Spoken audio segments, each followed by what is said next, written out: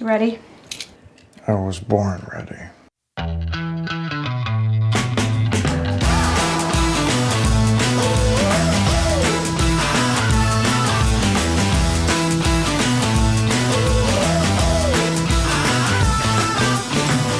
Welcome to Advisory Opinions. I'm Sarah Isger. That's David French. And we are not going to talk about the Supreme Court at all today, David. Not once. But it's still going to be a tremendous podcast. Well, yeah, because in theory, we've had all these cases piling up at the lower courts, but actually, we're not even doing that.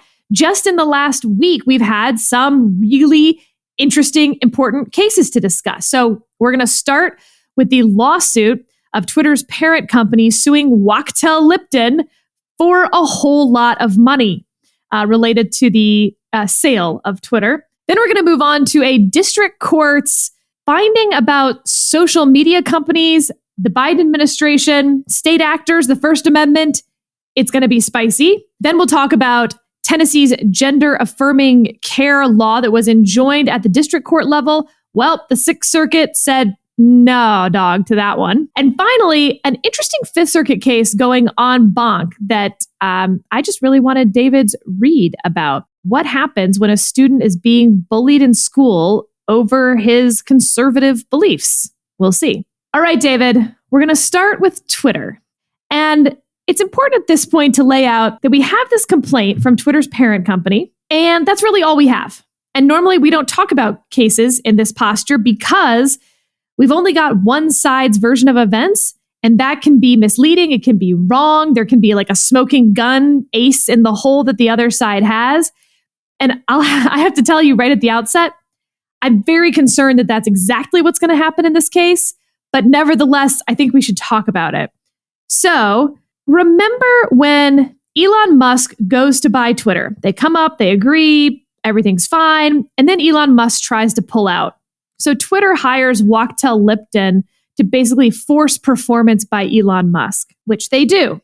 Then 10 minutes before Musk officially takes over, Twitter pays Wachtell Lipton $90 million.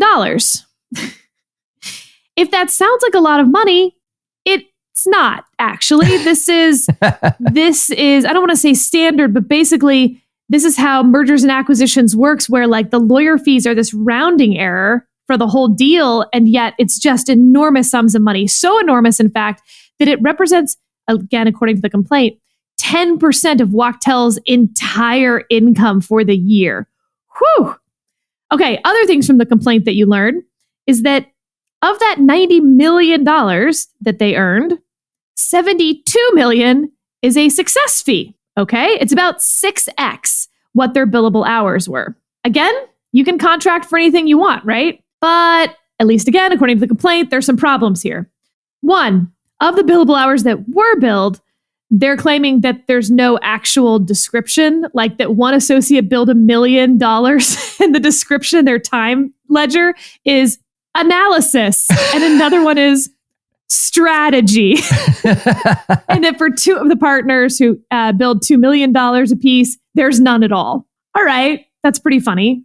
But the bigger deal is that they claim that the success fee, the bonus, wasn't in the original contract with Wachtell, that originally it was just an hourly deal. And then after the deal is sealed, so Wachtell comes in, saves the $44 billion sale, forces performance by Musk, and then emails the Twitter chief legal officer and is like, so let's talk about what we're going to do about our fee, and gives them some examples of other fee structures that they've had. A percentage of the overall buy, a sort of X factor of how much they build, et cetera, et cetera. And that and I don't just mean waning hours. Again, this was paid 10 minutes before Musk took over, that Twitter's fiduciaries, the board, et cetera, agree to this $72 million success fee, whatever it was based on.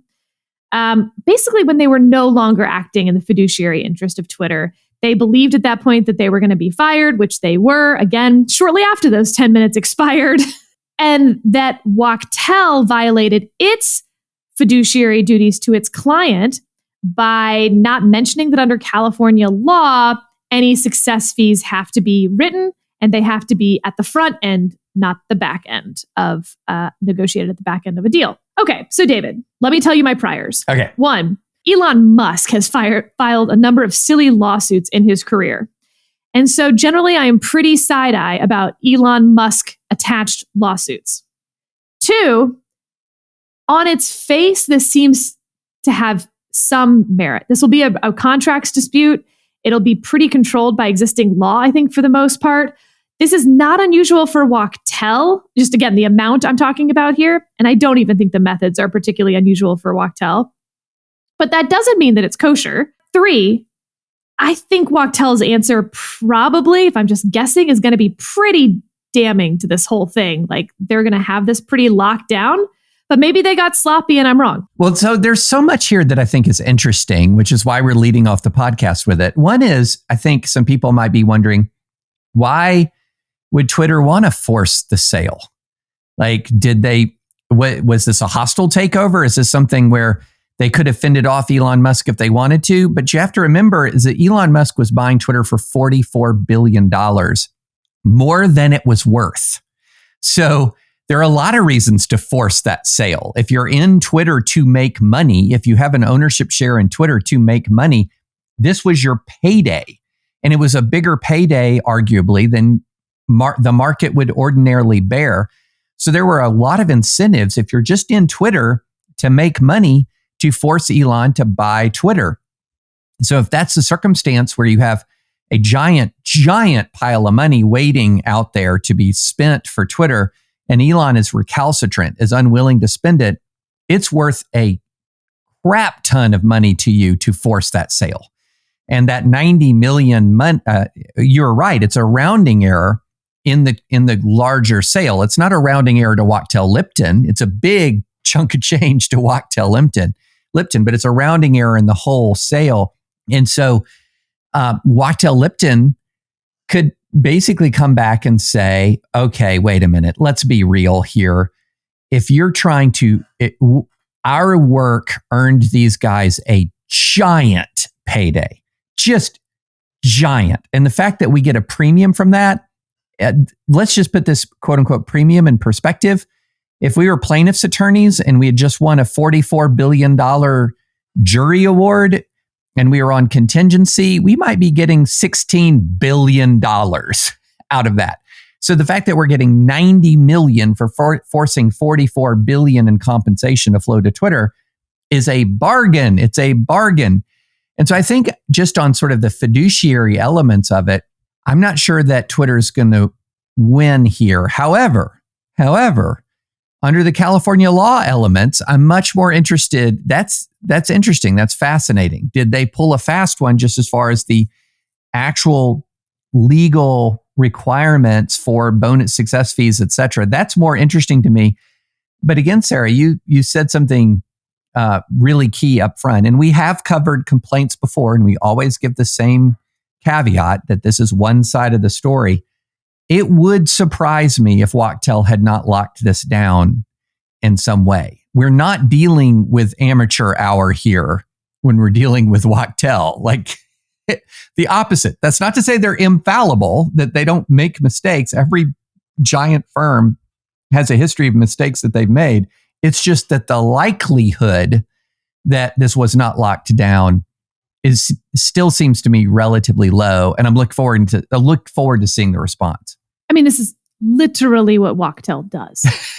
Right. So, but as you say, that doesn't mean that you don't end up cutting corners or doing it the lazy way, where you sort of have, of course, there's going to be we're going to figure this out at the end, what our success fee is, and so we didn't put it in the initial contract. Well, that might be a problem. You mentioned plaintiff side contingency fee. There's a few interesting things about that. One, of course, it's in the initial retainer agreement. Yep.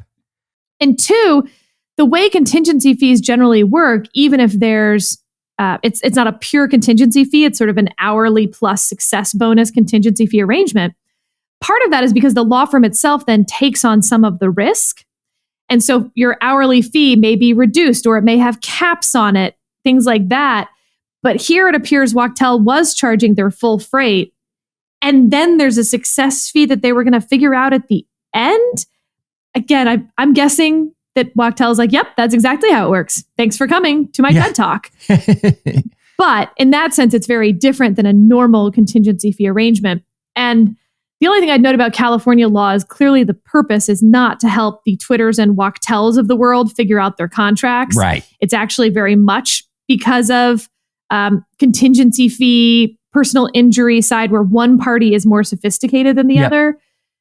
Here you had two sophisticated parties. I will also say, if there's a problem on the fiduciary side, David, I'm convinced after reading this that the problems with the board, the Twitter fiduciaries who neglected their sort of adversarial role against the law firm to negotiate for fees. But there's a reason you don't sue the Twitter fiduciaries for $90 million. They don't got it. Right. Well, and also there's an argument here that their fiduciary responsibility was maximizing the sale price. That was their fiduciary responsibility. And then they can come back and say, look, what are you talking about violation of our fiduciary duty? Because we engaged the best law firm, or what we'll argue is the best law firm in the country for this, we accomplished our fiduciary mission to the shareholders of the corporation by getting them $44 billion. And we probably wouldn't have gotten it, they would argue, without spending the money to have Wachtell. And everyone knows, David Latt has got some good stuff about it on his original jurisdiction. Everybody knows that Wachtell has billing arrangements related to these kinds of matters, which include success fees, et cetera. This is just normal course of business. And all they're doing is giving you a peek inside how these deals get done. That's all this complaint is. And that actually is the reason why it was most interesting to me, was not so much that I thought Elon had stated a clear claim here, but it's a neat kind of inside look at how giant deals get done. And that I find that really interesting. And since David and I try not to commit too much malpractice on this podcast, yes. I will just note that this has implications. Just getting this insight into it is interesting because of the law firm business model evolution that we've seen in the last, I don't know what you'd call it, David, 10 or 15 years. The balance of power in a lot of these big law firms is really shifting. We're seeing a lot of mergers of law firms in those top groups as law firms, like a lot of other companies, when the economy constricts, you're going to see more mergers, and you're seeing that in law firms as well. But maybe more importantly, the balance of power between the litigation folks and the mergers and acquisitions folks has really shifted so that the M&A folks are the ones bringing in all the money these days. And so the power in these law firms has moved quite a bit as well, both the power internally to the law firms, the power in terms of which clients can demand the law firms do what and when, all of that. And this is why, because suddenly you get $90 million, 10% of your law firm's entire revenue for that year in one deal. So, yep, this is pretty interesting. If the litigation somehow even made it past sort of initial stages, it will be a big deal for a lot of these AmLaw 100 law firms that have M&A departments built in with their litigation sides. Because, as I said, these are the people, these are the like hedge fund bros within law firms. Right. And if you're one of the hedge fund bros within law firms listening to AO, we're extremely interested in your comments about this deal. So if you're not already a subscriber to the Dispatch, subscribe and put your comment in, because I'm very interested in some, M&A attorneys' perspectives on this lawsuit. And Sarah, I'll reiterate the malpractice warning. I just found it a really interesting, and I had a brush with M&A law early in my legal career when I was, one of these young associates, and young associates are basically often just sort of treated like widgets that you throw into the breach, or you're pawns. You're just sort of thrown forward into doing massive amounts of make work as part of some of these deals. And even though I was a litigator, I got pulled into some M&A work in a crunch. It was very interesting, very fascinating. And I have to also say, Sarah, utterly brutal from an hour's perspective. It is. When you go to law school, one of the first things you're going to need to think about is whether you're going to go sort of a litigation route or a transactional route. Well, this is the transactional route. They're the cool kids. They're the ones bringing in all the money. But like David said, that beginning of your due diligence is just grinding, and it is grinding hard. So, but the transactional kids, so one of my, our little like awesome pod of girls who I hung out with in law school, 2 of the 4 of us pursued transactional side. I did not know what that meant. Not only did I not know what it meant going into law school, I didn't know what it meant leaving law school. Basically, the transactional people have to learn litigation, but the litigation people never have to learn transactions.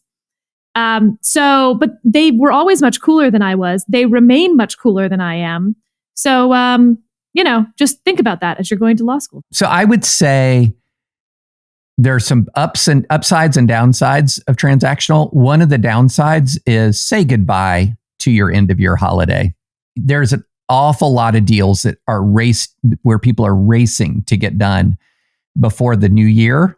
And for a litigator, the best time of the year is that time literally from Thanksgiving through New Year's, because the courts don't want to be doing anything and it's not that you're not working at all, but I will say between Christmas, that golden week between Christmas and New Year's, nobody's doing anything. It's very rare.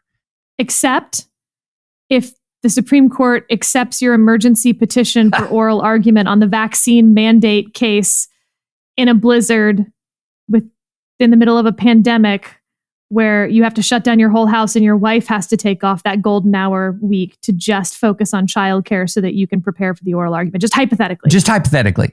So there are exceptions, of course, to this rule, but one of my vivid memories of being a law firm attorney was, so I was always in the commercial litigation department, and we had our own floor, and then there was another floor with the different practice groups. And I was on the litigation floor one year early in my career in that golden week between Christmas and New Year's, just chilling, drinking my coffee. And I thought, I want to go down and see what's going on the transaction floor. So I take my coffee and I walk down the steps, that spiral staircase. And the first thing that happens is I'm almost bowled over by a sprinting associate. It's like that meme where everything's on fire and the dog in the middle is like, all is fine. This is fine. This is fine. But also, I will say that the camaraderie around pulling together a huge deal is phenomenal. It's similar to the camaraderie around a giant piece of litigation going to trial. And when you get it done and it's successful, and it's just a great thing. It's a great feeling, just like it's a great thing and a great feeling when you pour all that work into a case and the jury comes out for you, or you get that ruling, that order from a court of appeals in your favor. Few better feelings in all of professional life than that, Sarah. It was probably a great feeling is 8 minutes before the deal closed, getting $90 million wired into your account, knowing that 8 minutes later, it was never going to happen. So that's cool. Yeah, that's probably a pretty good feeling. All right, let's talk about this social media injunction. David, do you want to set this up?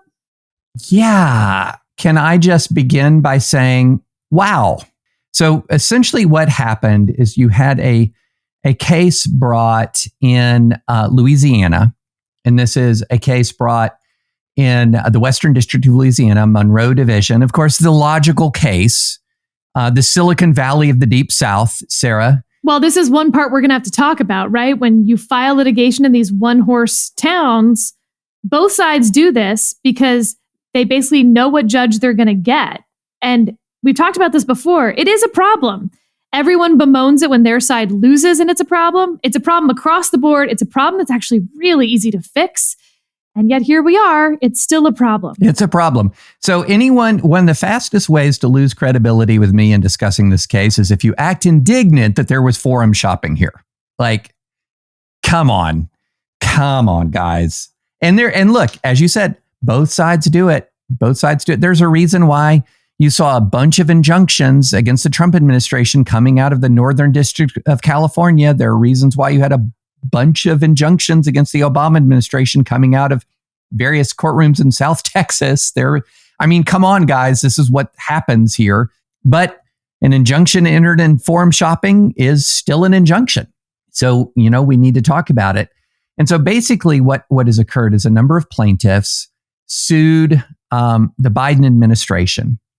And they claimed that the Biden administration violated their First Amendment rights in their efforts to get Facebook, et cetera, to censor or take down posts regarding the election, regarding COVID-19, et cetera, et cetera. And then the court asked the court to enjoin the federal government or various instruments of the federal government from engaging in from engaging in efforts to persuade, coerce, et cetera, social media companies from taking down posts. And the judge entered a extraordinarily broad injunction against the Biden administration.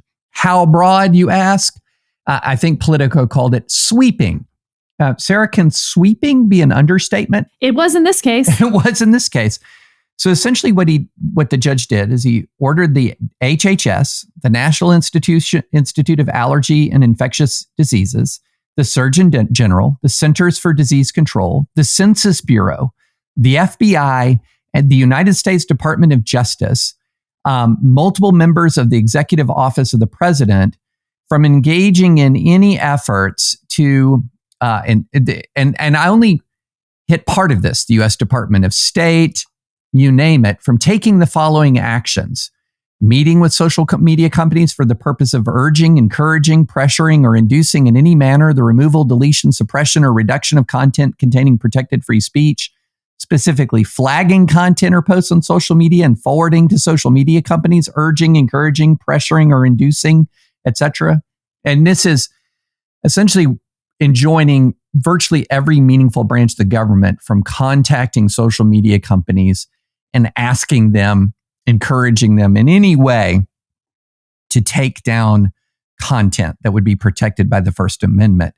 At the same time, it did not prohibit these same entities from informing them of criminal activity, contacting them about national security threats, notifying them about criminal efforts to suppress voting, informing them about threats to public safety, and did not enjoin them from exercising permissible government speech, promoting government policies or views of matters of public concern.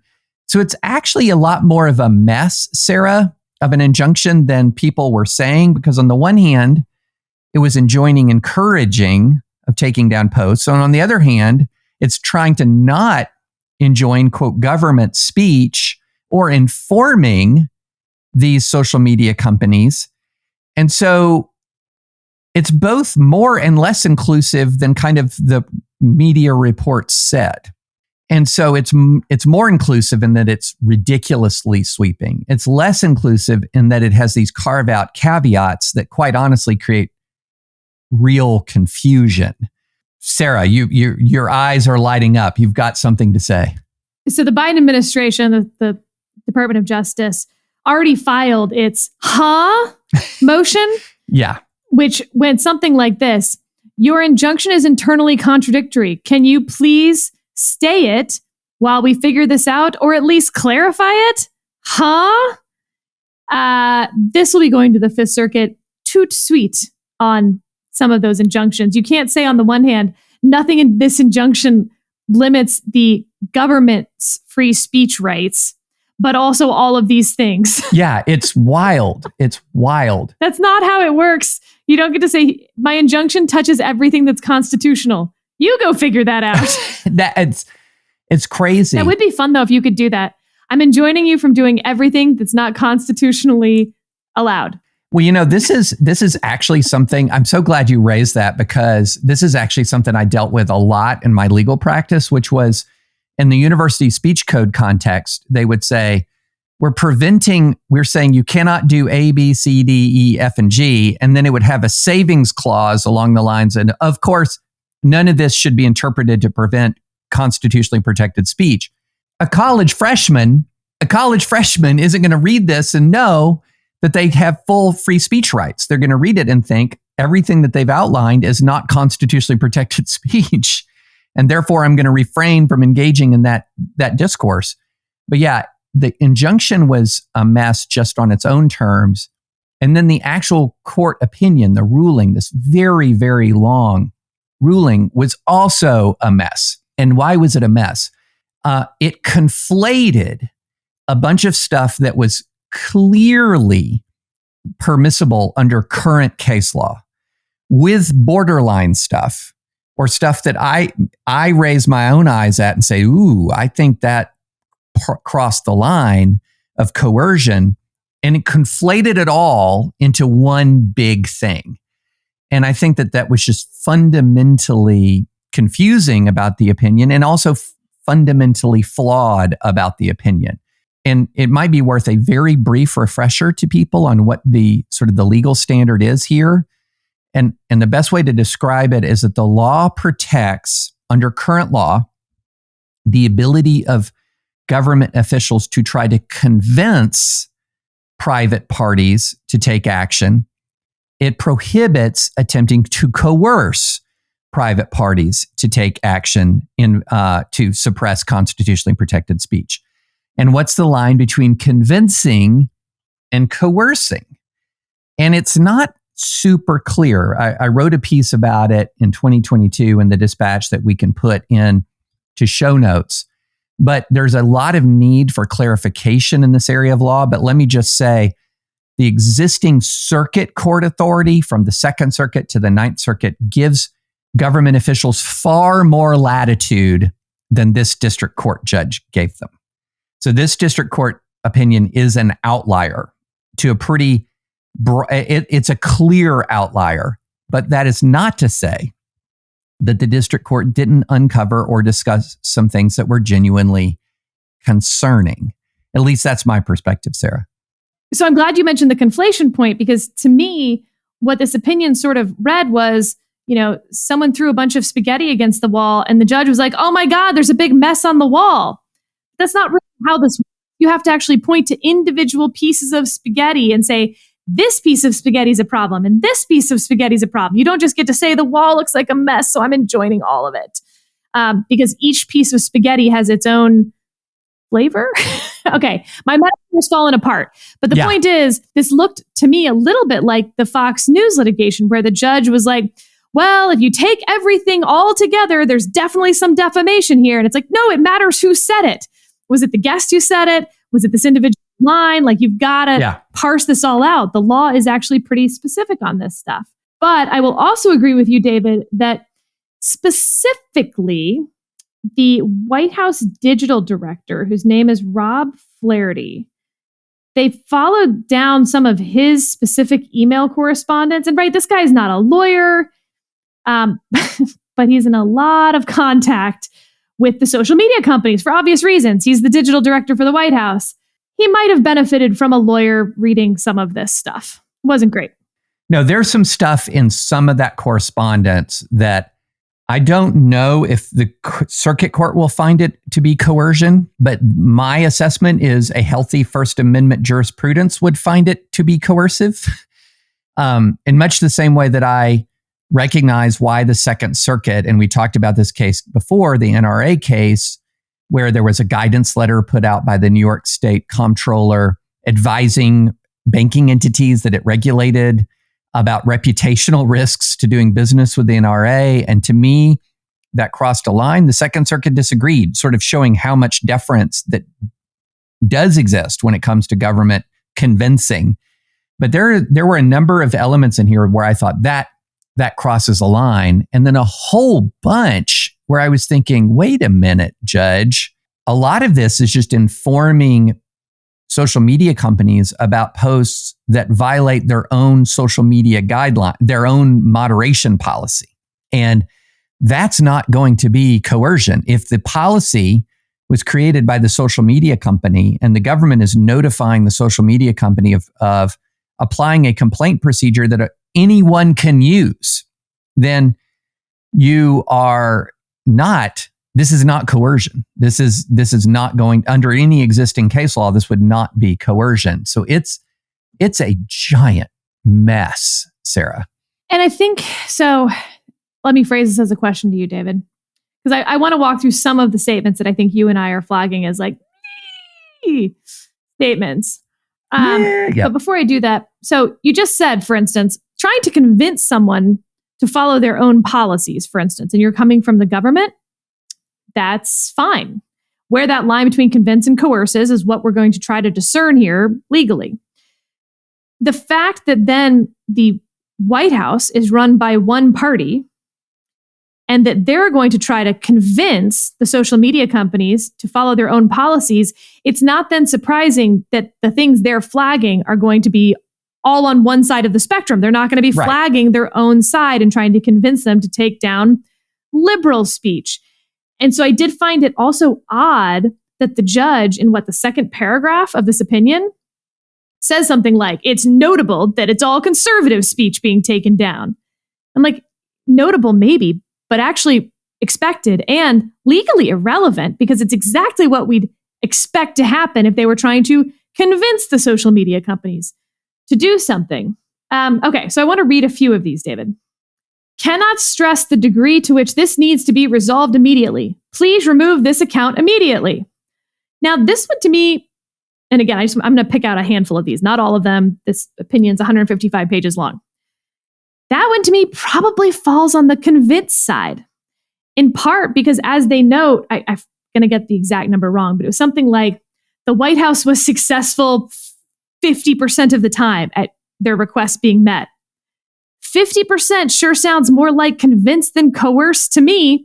If they actually had some real, noodle that they were hitting them with, you'd expect it to be very close to 100% of the time if the social media companies were somehow living in fear of the White House rather than convince. Please remove this account immediately. That doesn't really sound like someone who works for you in any meaningful way. Here's another one the judge highlights. You are hiding the ball. Well, that sounds like the companies aren't working with them. So I don't see how that's helpful to the other side. Now, here's one that's troubling. Internally, we have been considering our options on what to do about it. And the it here is them not removing content that they've asked to be removed. That sounds coercive.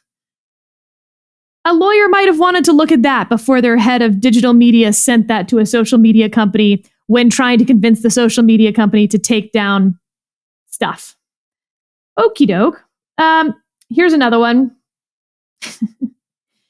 Not to sound like a broken record, but how much content is being demoted and how effective are you at mitigating reach and how quickly? I don't know. That's somewhere in between for me, David. That's sure asking for a lot of internal stuff. But then this one, again, this is the digital director. Are you guys effing serious? I want an answer on what happened here and I want it today. Now that sounds like the way you talk to someone who you think works for you. Exactly. Now, just to put some of this into perspective, going back to, we had the Second Circuit case, we had another Second Circuit case where they granted the federal government they granted qualified immunity, but they had a circumstance where a filmmaker was promoting a film that with some ads that looked like there was going to be, for example, a government takeover of Times Square. And the federal law enforcement was worried that was going to create a public panic. And they actually sent agents to his house. And they said, the Second Circuit said that's problematic, but qualified immunity. So if the New York State Comptroller saying, hey, about people that if you have New York State officials who regulate financial institutions, sending them a guidance letter that says, be aware of reputational risk, and that's not coercive, but sending armed agents to someone's house is coercive, but qualified immunity. Where does this fall? And again, this is by circuit court authority and not that circuit. I'm just using it to say, this is kind of how confused all of this is. And there's a Ninth Circuit authority that has come out about jawboning. That's the term for when government officials try to argue that social media companies should take or not take certain kinds of action. There's a Ninth Circuit case law that really cuts against this as well. And then here's the other thing, Sarah. Okay, if there is not sort of an explicit threat, actionable explicit threat of enforcement, don't we start to get into this really weird circumstance where I can start suing public officials, senators, members of Congress, others who engage in this do what I say or else kind of rhetoric, just as a matter of course in the public square. And this is something that I think is a real Pandora's box when you're talking about what's the line between convincing and coercing outside of specific threatened regulatory activity that is within the authority of the threatener. Gets messy fast. Yeah, like one of the examples they use is White House Communications Director Kate Bedingfield saying the White House is assessing whether social media platforms are legally liable for misinformation spread on their platforms and examining how misinformation fits into the liability protection process by Section 230 of the Communications Decency Act. But she's not the one communicating with the social media companies about which things to take down, et cetera. Right. But on the other hand, they're all working in the same building. They're all going to senior staff meetings together. Surely you can't hide when Rob Flaherty's the one who's like, are you effing serious?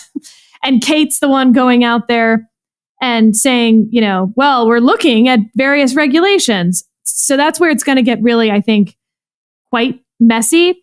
On the other hand, the CDC and some of these other included lesser agencies, if you will, that gets really hard. They have no stick with which to do anything to the social media companies.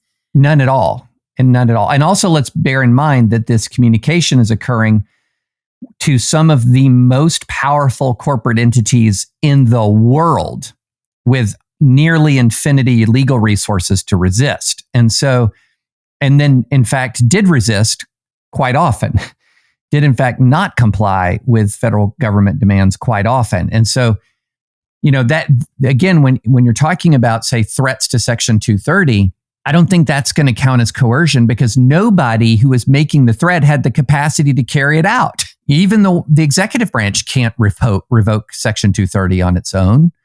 No member of Congress can. But if you're going to say, do what I say or we're going to regulate you. Mm-hmm.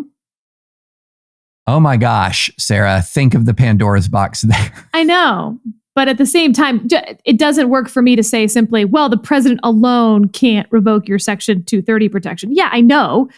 But if he's controlling both houses of Congress and he has the bully pulpit and he can, pressure members of Congress to do what he wants. I mean, that's too, I think, bright line of rule on the other direction for me.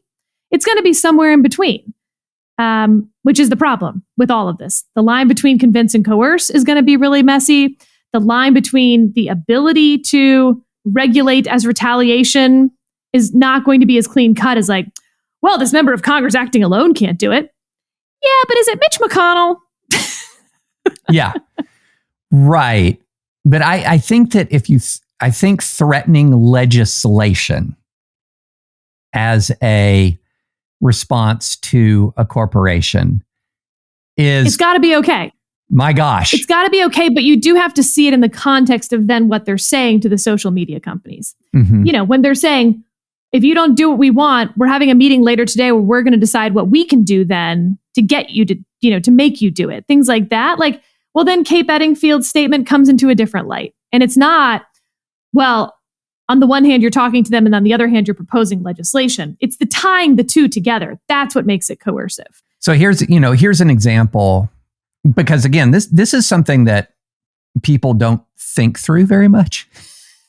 But just today, or I saw it in the news today, 7 Republican attorneys general sent a letter to Target saying that their sale of children's pride clothing, that Target should remove the children's pride clothing from the shelves because it's obscene, it violates the law, etc. Spoiler alert, as any even casual listener to Advisory Opinions should know, selling children's pride gear is not obscenity. It's just not. And this letter is an explicit threat of legal action against Target for selling, engaging in a commercial activity, an expressive commercial activity that these attorneys general disagree with. Is the letter a First Amendment violation? Or do you have a First Amendment defense if they actually try to take if they then take legal action? Now, under this reasoning, that letter has already violated the First Amendment already. And so a lot of people who are on the right are like, yeah, you go, attorneys general. And then also are like cheering this district court opinion. Well, you can't have both, guys. You can't have both. And the reality is we often elect people. One of the reasons why we elect people is for them to make moral arguments in the public square, including arguments critical of other private entities. People like the fact that senators condemn this or that, or that members of administrations condemn this or that. And so that's why the law has kind of always tilted towards the government's got broad range to convince, but the instant it starts tying things to specific enforcement actions, then you have coercion. It's kind of a mess, Sarah. But if you're cheering on this district court opinion, be careful what you wish for. Like with so many other things. Well, let's move to another district court that issued a big injunction not too long ago. In Tennessee, a district court enjoined a new law that prohibited healthcare providers from performing gender-affirming surgeries and administering hormones or puberty blockers to transgender minors.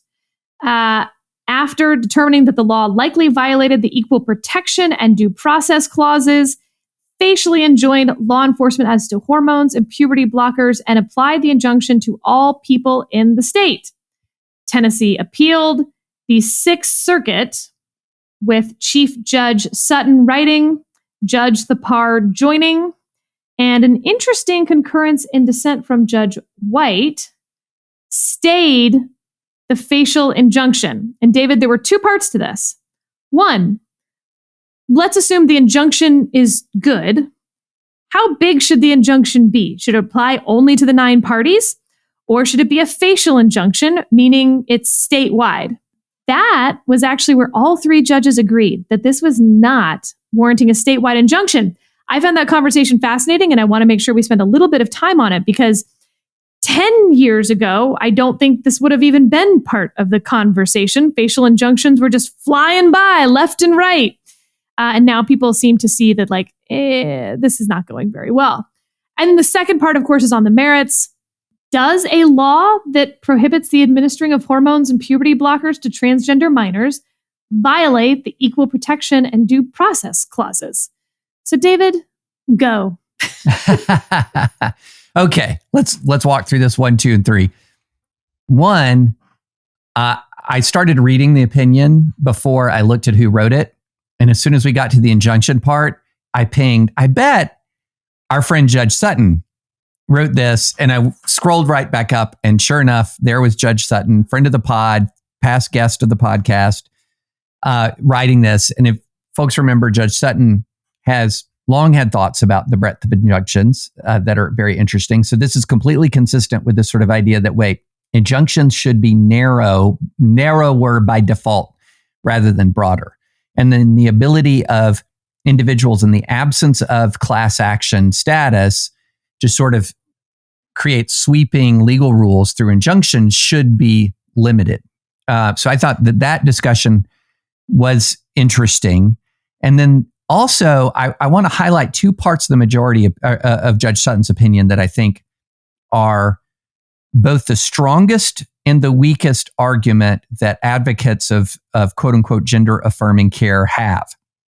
I think their weakest argument is actually what they've been winning on at the lower court, Sarah, which is the sex discrimination argument. I think that's the weakest argument once it gets to appellate review for the reasons that Judge Sutton stated, that the gender affirming care bans are, the bans on medical interventions, these medical interventions are on their face sex neutral. They apply to boys and girls. They're not sex targeted. It's any and all permanent medical interventions, regardless of gender or sex, applied to minors. And I thought that the district courts that have been applying this sort of really heightened review, saying it's sex discriminatory, are overreading Bostock.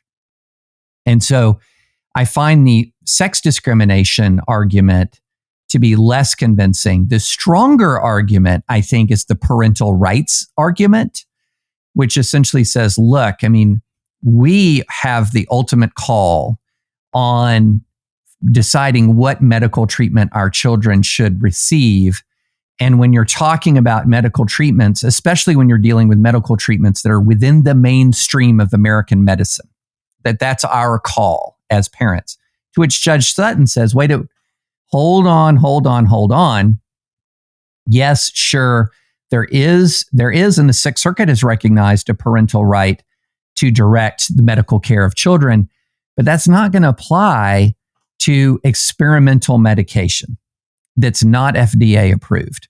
And sort of kind of come back to me when the FDA has approved it for this use. But in fact, the reality is, if you look sort of more globally, the opposite is occurring in many parts of the world. Britain, parts of Europe, people are putting pause on the use of this kind of medical intervention. It is not FDA approved. There is a long history of states regulating access to medication in general and regulating access to medical care for children specifically.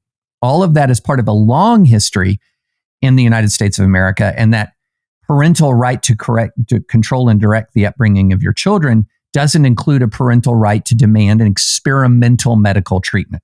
That's what we're dealing with, is an experimental medical treatment.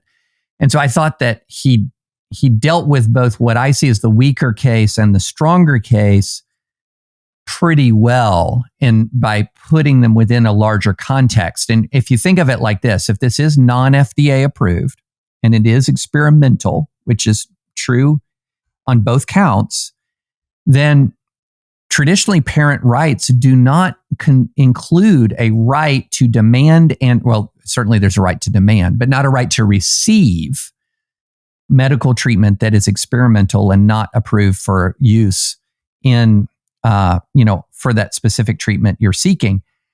And I think he's right about that, Sarah. I just think he's right about that. What were your thoughts? So I loved this ending paragraph. It was very Judge Sutton-y, and I just wanted to read it out loud. These initial views, we must acknowledge, are just that, initial. We may be wrong. It may be that the 1 week we have had to resolve this motion does not suffice to see our own mistakes. In an effort to mitigate any potential harm from that possibility, we will expedite the appeal of the preliminary injunction with the goal of resolving it no later than September 30th, 2023. In the interim, the district court's preliminary injunction has stayed. I like that because as I was reading this opinion, it felt cursory at points. And then you realize they only had a week.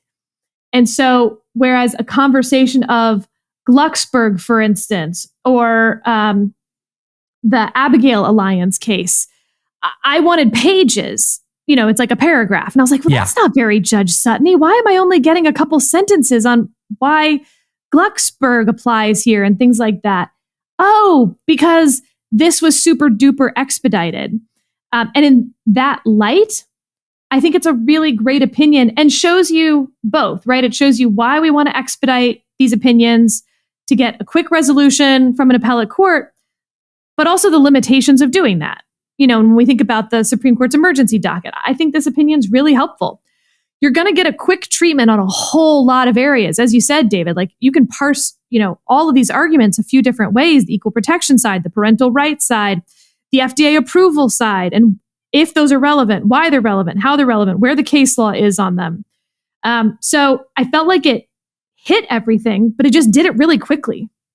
Yeah. And so I look forward to the longer version as well.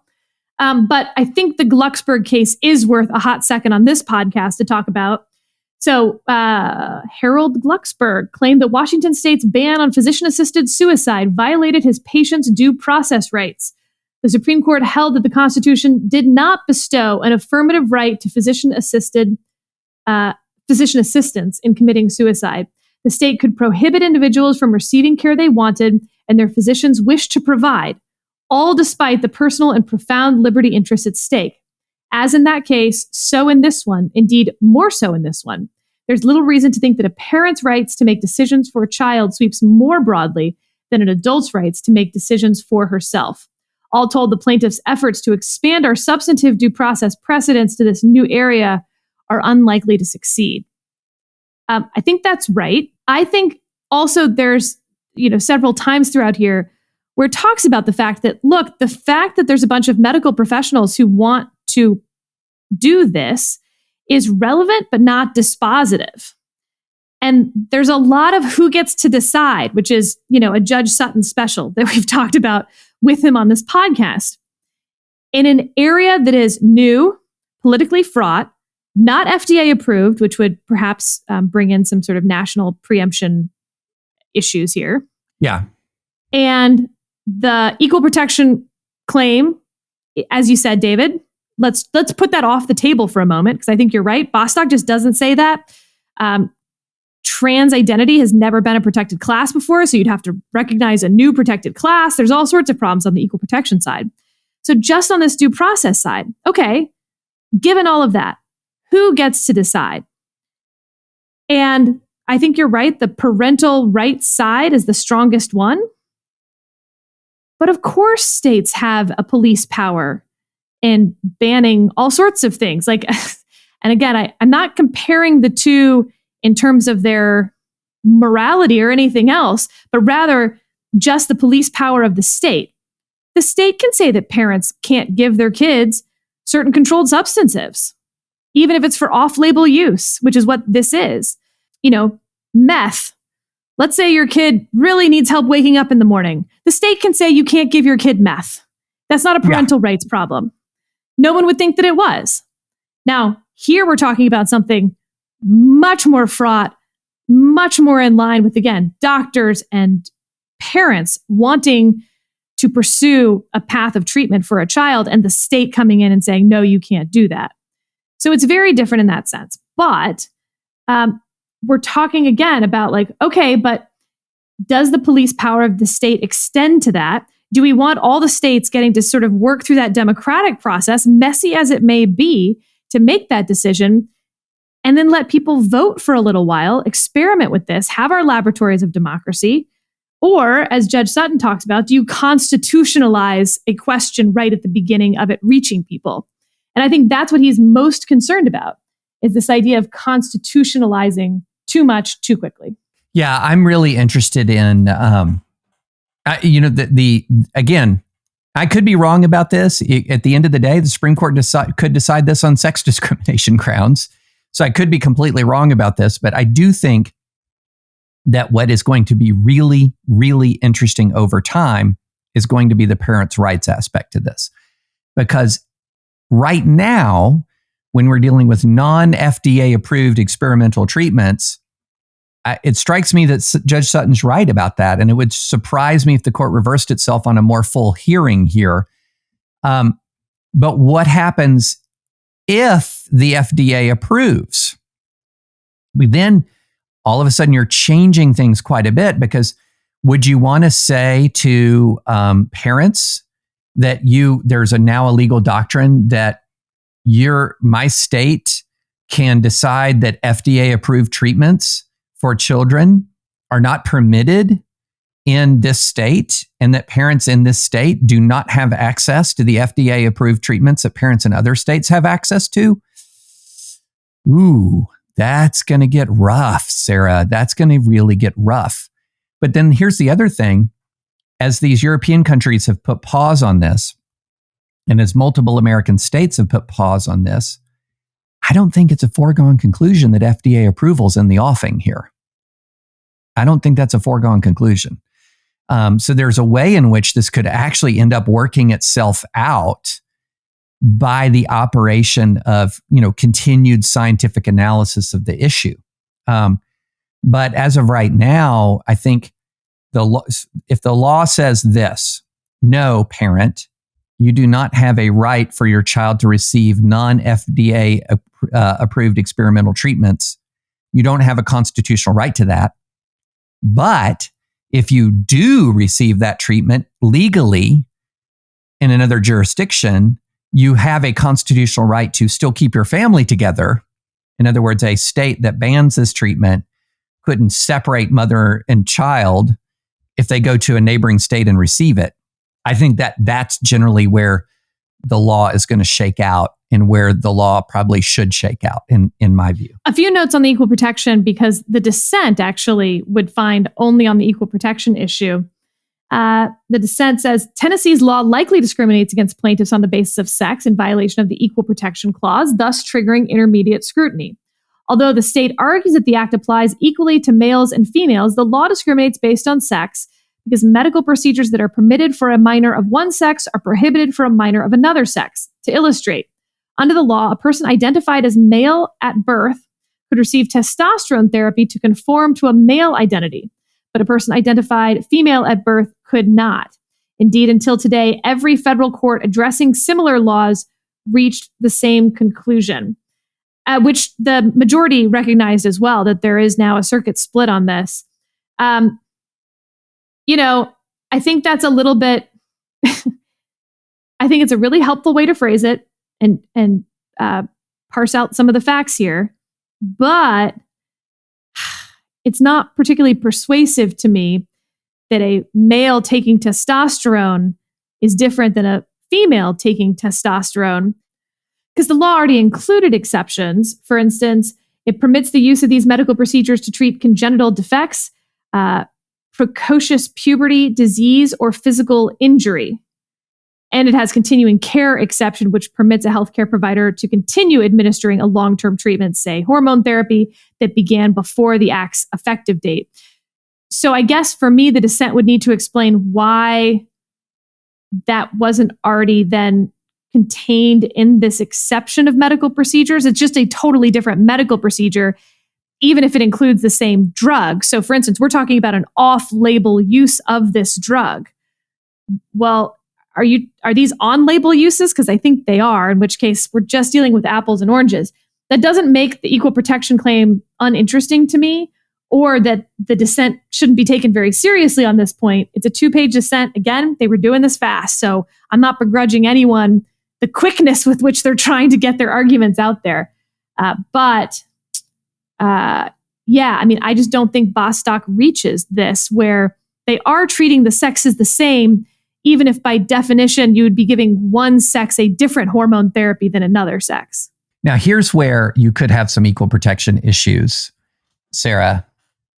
You have a law that says you cannot engage in surgical intervention to minimize sex characteristics for transition, but there's no problem at, say, getting a breast enlargement surgery to exaggerate sex characteristics. And the reason why I bring that up, and you might think, why would you bring that up?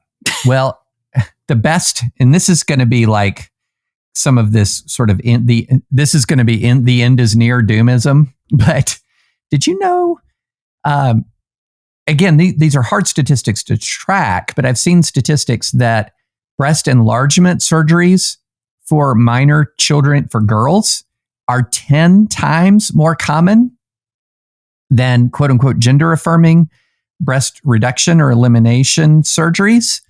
And so it's actually far more common than you might think for minor teenage girls to get breast enlargement surgery. What the heck, Sarah? Like, what the heck? And to think, I just used to pray for a volleyball to hit me in the face so I could get a nose job. Sadly, 2 volleyballs did hit me in the face over the course of my early youth, and neither one broke my nose. I don't know. I just thought that, True story, Sarah. I had the opportunity for a nose job because when I was in law school, I ran into, running at full speed, a former linebacker from Eastern Carolina University who's a classmate. And it might not surprise you that he won that collision. Like an 18-wheeler and a Prius, it wasn't much of a close call. He was 6'3", 6'4", and maybe 220, 230. And I was 6 feet and like 170. Yeah, it wasn't a close call. Broke my nose badly. And I'm about to go into surgery. And the surgeon, who was actually a a plastic surgeon at Harvard Medical School, so I was in good hands, said to me, "You have a rather prominent nose. Do you want me to do something about that while I have you?" And I said, "No, let's just restore it to what it was." So it was there. It was there. It was hanging out there as an option. But I agree with you entirely that would be the perfect example where you say you can get breast implants or breast reduction unless the purpose of the breast reduction is to conform to the stereotypical sex traits of a different gender. Well, no, that's not going to fly under any circumstance. Right. Exactly. So look for that kind of hovering out there in the legal arguments. All right. Last up, there was a Fifth Circuit opinion that is now going en banc. And David, it was kind of interesting. I wanted to flag it for you and get your thoughts. This is a white high school student in Texas appealing the dismissal of his complaint against Austin Independent School District, alleging that he was subject to race-based harassment and retaliation once he reported that harassment. The panel at the Fifth Circuit affirmed the dismissal of his complaint, i.e., you have no claim, bye-bye. The fact that the Fifth Circuit is taking this en banc is pretty interesting. Now, if you looked at the lineup of the panel, this would be a little less surprising. The panel was King, Stewart, and Haynes. This is not a particularly representative panel of where the Fifth Circuit is these days. I'll just put it that way. But claims from this student, I mean, first of all, are really upsetting. It doesn't mean they're legally cognizable, but they're definitely upsetting. Even if I sort of imagine the other version of this, which is the student is obnoxious, the student would get bullied for something no matter what, they just picked this to bully him about. It doesn't matter. Bullying is sad and yuck. So basically, this kid in junior high school shows up to class one day wearing a red Make America Great Again hat. And his, school life from that point forward falls apart. And he sticks to his guns. He brings a Scalia poster to school one day. He talks about his Christian faith. He talks about being a Republican. He talks about how he likes Donald Trump. His friends abandon him. One of them turns out to then become his main bully who keeps trying to trip him in the hallway. Lots of people call him racist and homophobic and all sorts of things along that. But David, none of those are legally cognizable as race harassment. Right. And so in reading this, you almost just want to toss out all the mean stuff that's being said to this kid, as mean as it is, and as horrible that the school not only didn't stop it or try to stop it, but teachers were engaging in it as well. Many teachers, including the principal at various points, according to the allegations. The only question when you bring a race-based harassment lawsuit is, was any of this harassment based on your race? Right. And there was some evidence of that, David. So for instance, an aide in his math class, Miss Kathy, repeatedly called him Whitey and said, "Do you need help, Whitey?" Or "Can't figure this one out, Whitey?" A student pointed to the cross around his neck and loudly stated, "I don't like that you're forcing your religion on me." He was left in tears when his former best friend, now chief bully, created a meme that had him wearing a hooded Ku Klux Klansman outfit. And that student admitted to creating the meme because his father had told him not to be friends with anyone who was conservative. But you see how all of that conflates each other, right? Is it about him being conservative or about him being white? Because unfortunately, you're bringing a race-based retaliation claim here. Yeah. So, and they bring this to the principal multiple times. And again, this is according to the student's version of events. On one occasion, the principal yanked one earbud out of the student's ear and stated sarcastically, "Are you listening to Dixie?" The principal then walked away laughing to herself, and other students witnessed the entire incident. From that point forward, it almost gave permission to these other teachers. One teacher said she was getting concerned about how many white people there are. Things like this. So David, again, let's say 95% of what's in this opinion and the factual side is not race-based. It looks politically based to me. By and large, they were upset that he was a Trump supporter. But 5% might be race-based comments here. And the panel basically holds those race-based comments clearly were derivative of the political part. And now it's going on bonk. What do you think? Just go. So, this is another spaghetti case. So there's a whole bunch of bad stuff thrown out there about what happened to this kid, but we have to parse it. And no, I think it's repugnant what happened to him. Just repugnant. You have a middle school age kid wearing a Making America Great Again hat, and then his life is turned into a living hell, again, according to these allegations. Utterly, totally unacceptable. Oh, can I add just a couple more of the spaghetti things? Yeah. He wore a Ted Cruz t-shirt one day to school and he was kicked. And he asked a teacher in his class if he could write a paper on the Second Amendment. And the other students in the class started chanting, school shooter, while the teacher looked on in silence. Yeah. Terrible. Okay. Terrible. Full stop. I'm very curious as to why this was a Title VI racial harassment case only and not also a First Amendment retaliation case. Because if this was also a First Amendment retaliation case, that puts aside like the kid bullying. You don't have a First Amendment right to be for kids not to bully you. But the actions by the principals, the actions by teachers, wearing a MAGA hat, unless it's violating a dress code, is First Amendment protected activity. And he's been receiving retaliatory conduct from state officials based on that First Amendment protected activity. Now, there's no obligation to protect you from politically motivated bullying necessarily, unless, you're I need to think through that more fully, but as a general matter, if you're talking about your peers harassing you because they don't like your politics, you just don't have a right to protect yourself against that. But a principal, etc., yeah. And then the Whitey comment to me, Sarah, I think if you sub out Whitey for a racial epithet directed at a minority, it's hard for me to see a district court dismiss, or it's hard for me to see a court of appeals dismissing that case. Now, the defense would be that was all derivative of politics. But if it was derivative of politics, that should loop you straight into the First Amendment retaliation element of this. So I'm very curious as to why, and maybe there's an attorney listening to this podcast who can fill us in on this. But I'm very curious why this was Title VI, not also First Amendment, because of the state action surrounding. Because the actions by state actors surrounding his political point of view. So I think the Title VI element of this is close. It's close because the standard for harassment is pretty high.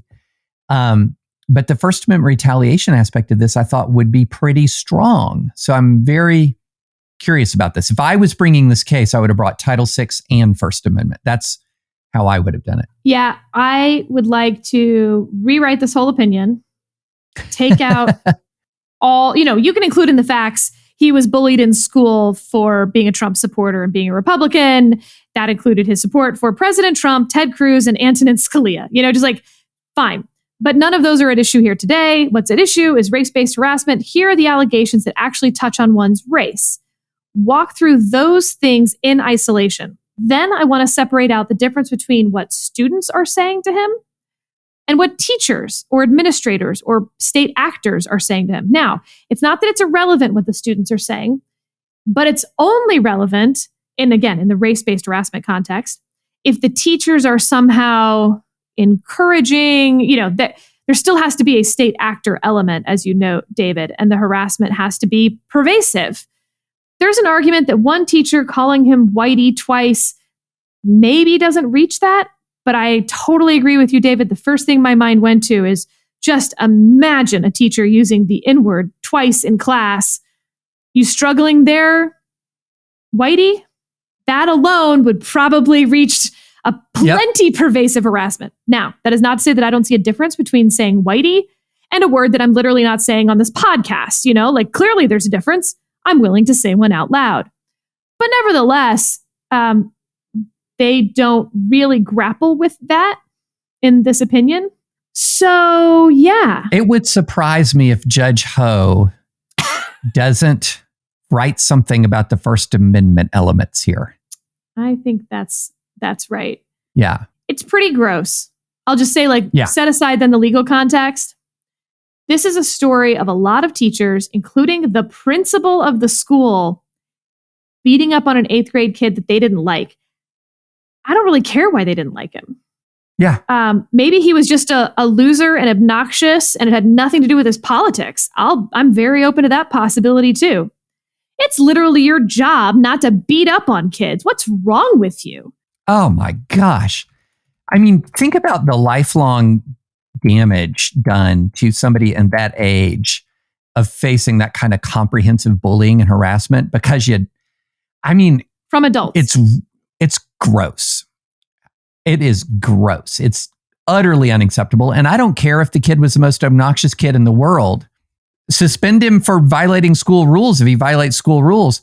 But you do not treat kids like this. It's unbelievable. And sometimes the law does not provide a remedy for all the mistreatments that people suffer in life.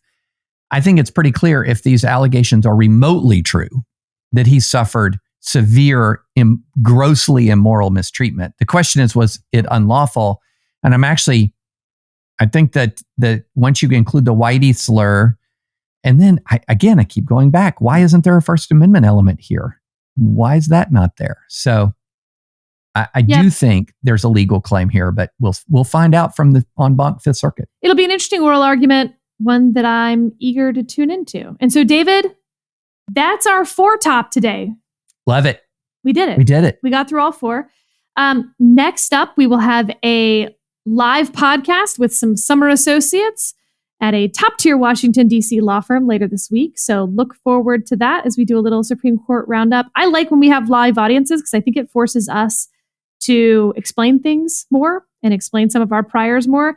But this will be in front of summer associates. So they're already the best of the best and law students. And it's a harder audience, much harder.